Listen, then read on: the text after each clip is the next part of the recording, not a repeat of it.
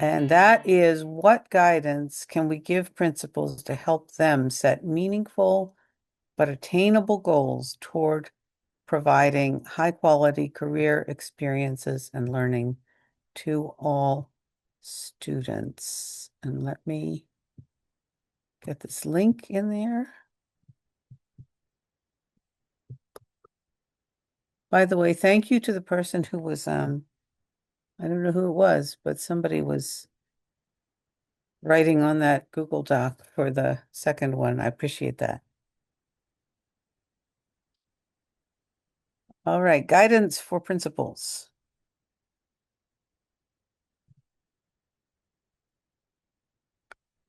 And I guess we've said so many things, not just today, but over the past four meetings. How can we boil this down to make it accessible and not just like one more thing?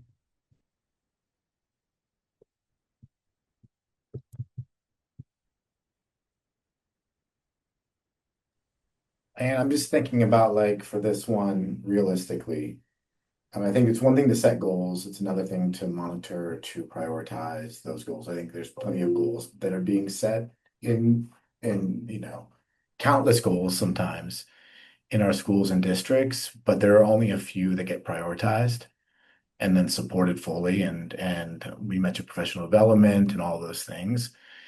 So I'm thinking about like what would make this be one of those prioritized goals. I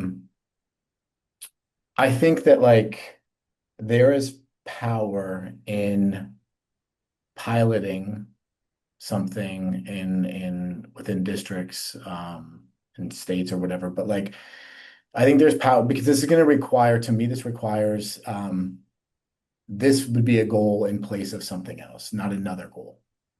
And there would be some level of trust needed that like if you aim for this and you hit this, you will be hitting other goals as well.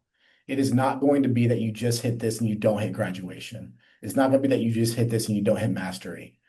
Like, but I think in realistically, if I put my principal hat on, I would need the I would need the trust and the green light that if I did do that and I went after this goal, I would not be held accountable to those others if they were not hit as we're trying something new.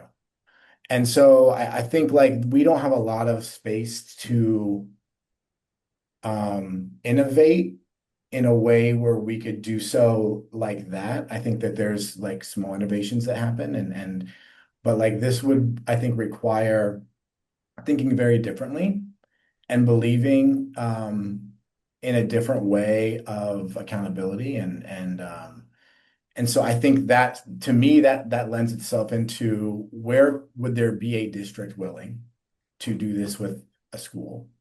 And how could we learn and then like really study and really like show the impact of focusing on this goal rather than a different goal and how it'll be a domino effect or there will these other goals will be hit because this is a bigger, more ambitious or whatever kind of goal. So that's what I think about.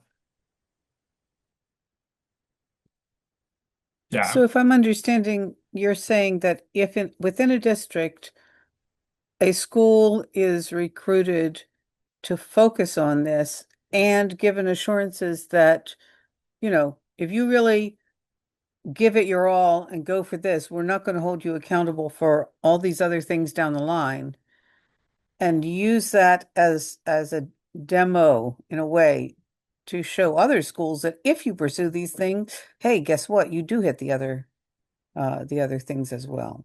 Is that what you're saying? More or less? Yeah, I mean, I think that like, and I would love to say that the other goals will be accomplished when you hit this one. I think we would have to Hmm. learn and it would require failure and it would require a lot of risk taking that right now I don't feel like is abundant in our schools. Um, I think school leaders are very much, accountable to what is keeping them employed in that role. And I think there are absolutely exceptions out there. And there are probably school leaders who would have this autonomy given their their track record, and maybe be able to take this kind of risk and and be able to, learn and fail and build something amazing. I just think like that has to be granted in order to do it. I don't know if you're just going to have many school leaders just doing it, without that support that they would need.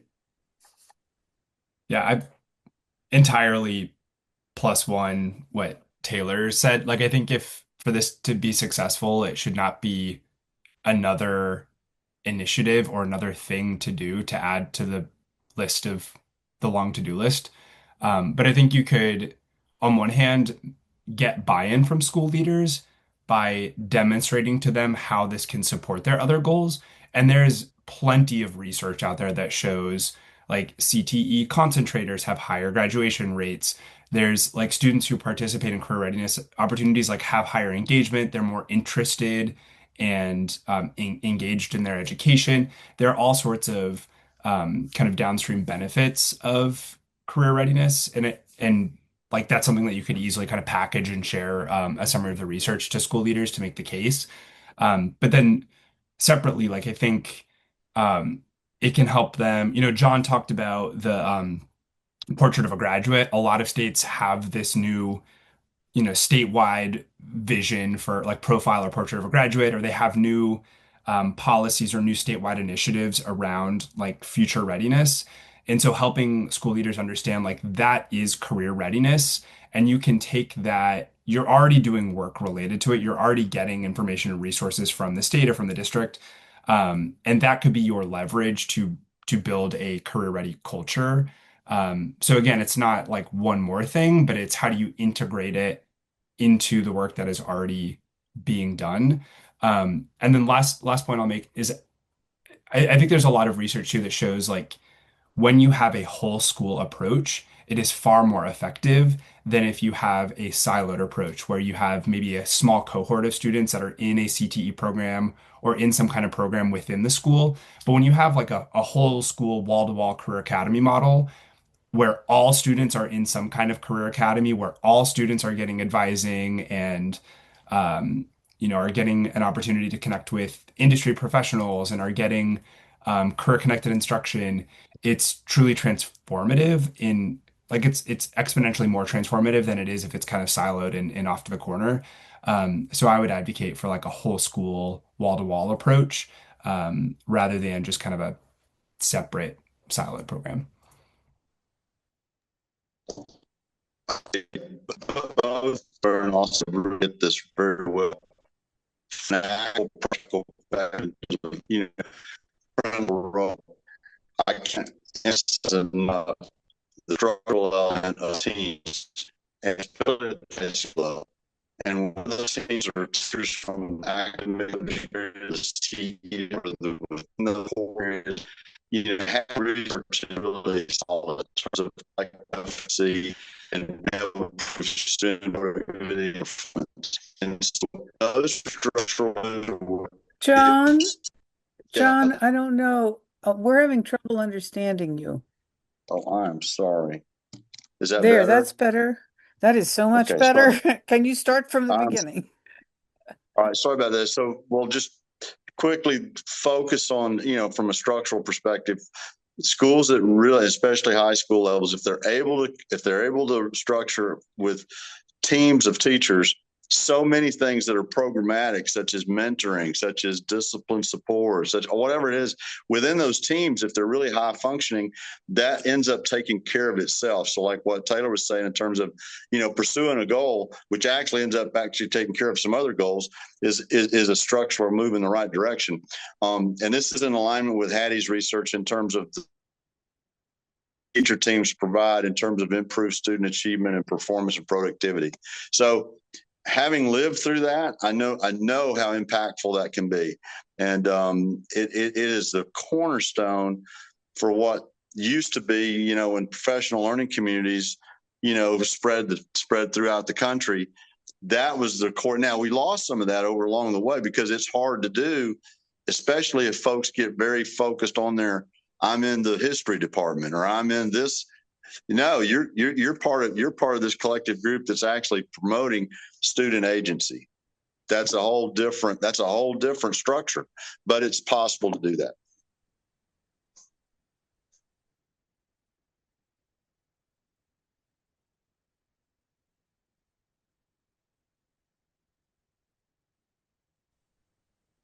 Well, I joined late, but I can double down on all that. Come on. Whole school, wall-to-wall career academies and teacher teams. I think that's like what we've been doing for 30 years. So we're all in. But interestingly, the reason I'm late, I apologize. I was supposed to be on a thing where my talk was between 1 and 2, and then they bumped me and then they were late.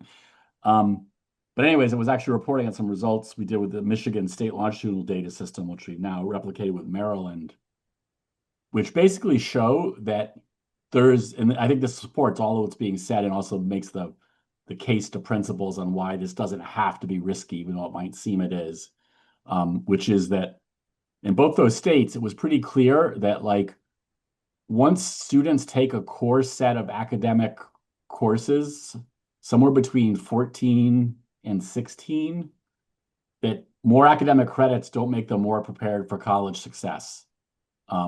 And that therefore leaves a lot more room in the high school curriculum than people assume for experiential, career ready, project based, the things that will actually engage kids so they'll actually show up. It turns out, now that I've seen it in 2 states, I'm much more convinced that like, you can add all of that and not sacrifice college readiness for the core folks that like would object strenuously if they thought you were undermining their kids' chance to be college ready by bringing in these other dimensions. So I think as we start to be able to share that more, I think that might help some of that stress factor of if I do all this, what am I all not doing, and who's going to get on me for not doing that? So One thing I was also thinking about is just how each stakeholder, is wanting something different out of the same system. yeah, And therefore it's like, how do you satisfy all the various stakeholders who, to your point, Bob, want this, and the parents want this, but the students may want this, but the workforce needs this. right. The policymakers want this. And I think it speaks to the need for the alignment we've spoken about, but maybe like, I don't know if any of those groups get priority, it should be the student. Right. Right? Which probably is the one who is least prioritized in that conversation. But I do They're now increasing their power by voting with their feet. Yes. They're telling us they don't want to be in this classroom any longer, or that school for the whole day anymore. But I do like wonder if there is one message that resonates with everyone, and what that might be. Yeah. And if there's anything there, and trying to figure out how, like, maybe AI is here for this reason, to tell us what is the connecting point across all the stakeholders when they look at education and what they're seeking to get out of this. I don't know. Just thoughts. Well, if it's AI, the only thing they need from us is the ability to ask questions to design prompts.